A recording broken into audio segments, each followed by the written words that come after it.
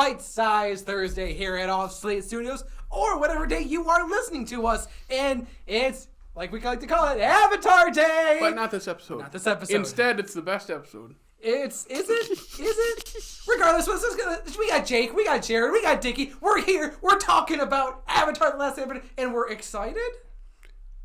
Are we excited? Less excited for this episode. Yeah, we're really flying into this one. This is really fueling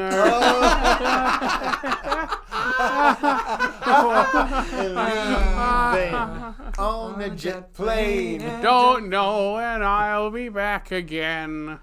Yeah, babe, I hate to wipe out an entire Fire Nation village. Except no, you don't, because your name is Jet. I got all the people out of the village first. Except that wasn't Jet. And they wiped away the whole village. Unlike the end of Frozen 2. Because that was Sokka. Because this show has more balls than Frozen 2. Okay, that's true. Oh. In case you couldn't tell, we're watching Jet. Episode 10. Episode 10. Now, I know it's not exactly the most popular episode. It's probably the second most hated episode, I think. Yeah. Probably. Yeah. But with the asterisk of there are no bad episodes of this show.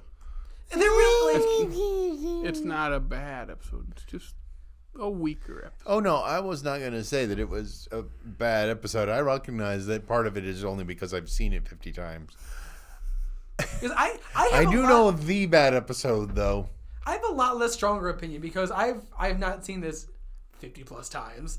I realize it is not as good as every other episode. But we'll see, right? There could be some redeeming factors if we watch it again today.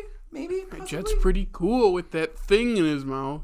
Oh, The right. reed? He's a cool That's dude. what that is. He's a regular old Huckleberry Finn. Yeah. Or Tom Sawyer. Except we don't think he is kind of racist against Fire Nation people. There you go. Actually, oh wow, it all connects. It all makes sense now. Well, I guess on that note. Wait a second. Is this a town of Udao? Is this what? Is this actually in the show? I didn't. It might be. Oh. I want to start. Let's go. All right. Let's take a bite. This is Greg. And ladies and gentlemen, we just watched Jet. We did it. We made it through the episode that not a lot of people like, and I thought it was okay. It's fine. It really is. It's a whole lot of nothing. It is. Whole lot of nothing and frustration.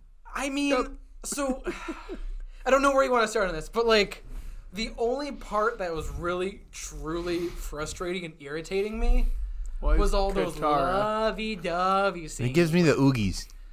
It's just like, I get it, like her, like, it's always hard because like Sokka is literally her brother.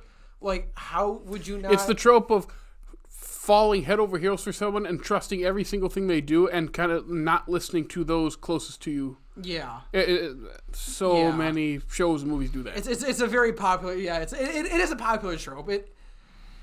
It's just the classic, like, I don't trust them. Well, you wouldn't. And it's like, well, they did this. No, they didn't. Let's hear their side. Right. It's like... It is interesting to see, like, the other side of the Fire Nation, because I know we mentioned this at last episode, maybe the episode before, how there's some people of the Fire Nation that are, like, good, and, like, they trust in the Avatar. And now it's interesting to see there's some people on the Avatar side, quote unquote, that you shouldn't trust. I would be willing to bet that colonials like that would not. Well, I don't know if they're colonials or if they're Earth Kingdom people. I'm choosing to believe that they're colonials. Would not trust in the Avatar so much as follow the Fire Lord. It's interesting though, because I was talking about, I wonder if this is Udao. So I'm going to explain myself a little bit here. Udao is a Fire Nation colony that is the centerpiece of a story in the comic book. Okay. Which comic book? Yeah, the Avatar comic book. I don't know. Is there a name for it? Are you talking about which story? Yeah. The Promise. The Promise. What that is about is it's directly after the war, directly after Aang ends the war, Zuko's the Fire Lord. It might be like a year in between the two. Mm-hmm. They are working on what they call the Harmony Restoration Act, in which all of the Fire Nation colonies are being kicked out of the Earth Kingdom. Okay. And they do a delicate dance of, well, this colony's been here for a long time. They're basically Earth Kingdom citizens, but some of them are firebenders, and they're still under the banner of the... And then the freedom fighters are there, and it just makes me wonder if this is unintentionally Yudao. It might, because the colony is supposed to be on the western edge of the Earth Kingdom, which I think is where they are. I mean, yeah, it's Fire Nation controlled Earth Kingdom, right? I believe so. Didn't they say in the episode like it's a Fire Nation controlled Earth Kingdom village or something? Okay. So there's both. There's Fire Nation people and former Earth Kingdom people there. I mean, I could see that maybe when they were trying to come up with this comic line story, if they took like inspiration from this specific episode, because it's a very interesting of just playing on who's bad on either side. I mean, bad is a loose term, but it's just. Because I just love in the comics, Mellerby's there. Long shot. Yeah, he's there too. The Duke. Yep. And what was the big guy's name? Pipsqueak. Pipsqueak. There you go. Yeah. Yeah, because remember his name was funny. But no Jet. I believe. Gee, I wonder why. He crawled under a rock. Oh, jeez. Oh, no. Play when he goes, Jared, no. He did in the play. In the play, he did. I do like his crew. His crew are entertaining to watch. It's like Robin Hood meets Lost Boys. That's exactly the vibe that I was getting too. Yeah. Yeah. The thing I was wondering. What's that? How all these people wandering around in the dark all the time, no light, no nothing. How do they see? How do they not get attacked by random? Where are all the random animals that we see all throughout? That is a valid point. Like, there weren't very many. And again, I know I'm overthinking this show. I love this show so much. I honestly do. But watching it this time, I'm like, huh. Just like when they pull the water up from the underwater geysers. Oh my gosh. And it arcs upward and down toward the river. And it's like they're not bending anymore. How are they doing that? It can't be a vacuum because the river can't be lower than the underground reservoir that they're pulling the water from. And with how close those holes are, they're pulling it from the same reservoir. That seems like a little bit of a nitpick. They said it was trying to get out, so when you gotta go, you gotta go. Absolutely.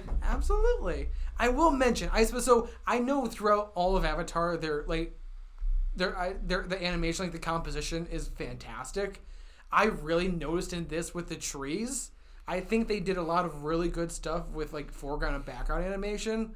And it just like I said, it stood out to me with the trees with the leading lines. That really stood out, and I really dug that about this episode. It happens a lot with anime, and Jared and I have a continuing argument about this. I do not consider this to be anime. I'm probably wrong. I feel like a lot of people do, though. A lot of people do, and I've heard a lot of people can be wrong. It's okay.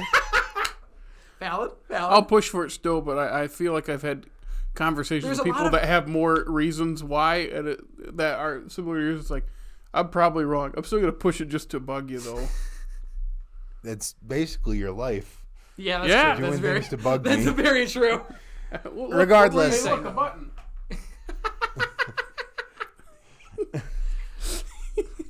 What were you trying to say? It happens all the time in anime and shows like this, where they get to a high intensity action sequence and the animation style changes. It becomes, I don't want to say more cinematic, but more fluid. Like you could notice it when he was dodging Jeff's sword. Jets. I like Jeff better. His name is Jeff. It's not Jet anymore. It's Jeff. What if his parents were alive and they came into the episode and said, Jeffrey! Oh my God. Jetry. No. Absolutely not. Yeah, you're talking about also when Jet is dodging Aang's big funnel thing. That felt a lot more fluid. Yeah, it was. I just love the way that looks. When there's a lot of, and I think you notice it less of this show because I think this type of show especially in America, probably got more money than, Although you mentioned JQ Anime and... Yeah.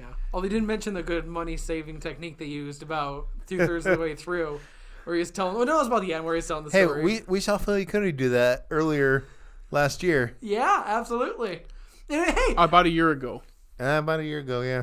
And hey, it makes sense. I mean, if you can save a couple bucks and it's hey, we all got to have that Coke at some point or another. We all get thirsty. Exactly. I know. Anyway. I mean, there's still... I'm trying to think if there's anything else you guys want to mention about the... No, it's kind of nothing. I don't have... It's more filler than the waterbending scroll. This one, if not for the fact that he shows up in book 2, you can probably skip this episode. I'm trying to think if there's anything that comes between Sokka and Katara, but that's... The only thing that's... I mean, because Aang is basically a non-person in this episode. This is more of a heavily, like Sokka and Katara. Katara is even kind of non... It's more just about, oh, hey, look, Sokka is right some of the time. Honestly, you're right though. I feel like that is the biggest thing they were trying to say. Yeah, but I also feel like they do that so much better and in so much more significant ways. Now I understand that you can't do that for every episode, and again, most of my dislike for this episode is because I've seen it 20,000 times. It wears on you. I can absolutely, This is stupid leak in his mouth. Oh, but it's cool. Like that kind of thing. Like that's like the classic. Like, oh, he's smoking a cigarette, so he's cool. Like that is the same exact vibe. I think that's the same thing when he fights Zuko in book 2. Like Zuko, like with the sword, slashes the little thing in his mouth, like cuts it, and it's a big. And I go like, okay, finally that thing gets... Thank God they finally got that thing. Yeah. Oh, we're halfway through book 1 now. Woohoo! So this is the mid-season finale. Oh, no, God. because there's still remember. I think between I think it was between Blue Spirit and Fortune Teller is the gap, like the 2 or 3 month gap. That's the summer vacation. Yeah. Shows take summer vacations too. But I don't know. Nick cartoons just kind of take a break whenever they want. Yeah, that's come fair. back whenever they want. That's fair. I mean, because like show 3 new ones, take a year off, show 2 more new ones. Yeah, a lot of normal basic cable shows will take that summer break and come back in the fall and the winter. But nope, not Nicktoons. They do whatever they want to. Yeah, but then you also, and not to get into this right now, but then you also have the counter argument of normal shows do 22 episode seasons, and that's just it's too much. I wish. Thank God. I think we're moving. We're complaining about this filler. What about that filler? Yeah. Now I realize that this season is 20 episodes. However, half hour. They're half hour. It's a lot, and they were spread out much further. Yeah. Than a standard television season. Yeah, it's a lot easier to work through. I that's the thing is it's always impressive to me that they can tell such good stories in 22 minutes because that's hard. It's hard to do. I feel like it's. But then again, it's just hard to make good stories in general. That might be the other reason why this got shown so much was because it's such a contained, has nothing to do with anything going on around it story. That makes sense. That makes a lot of sense. Yeah. Well, and anything else you want to mention about Jet? Or do you guys want to leave on a Jet airplane right now? No, I can't say it again. I can say one thing. Jet is cool. That thing you just said was not. Okay. Well, Jared, can you tell us where we can follow, where the lovely people that are listening to us can follow us online?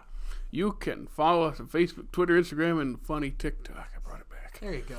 And you can listen to us, yes, on Apple, Google Podcasts, Stitcher, Spotify, iHeartRadio, and if it's on YouTube, please like, subscribe, ring our bell, comment, rate us on all those, and hey, we have a groovy little website. Absolutely. So thank you for listening to today's episode. Again, if you want to keep track, next week we're working through episode 11 now? Yes. 10. Right. It's 11. And it's The Great Divide. Everyone's second favorite episode. Yeah. Boy, that's a bad couple of weeks right there. I'm sorry, guys. How they pair these next to each other. But anyway, we're going to have some fun stuff to say, so tune into it.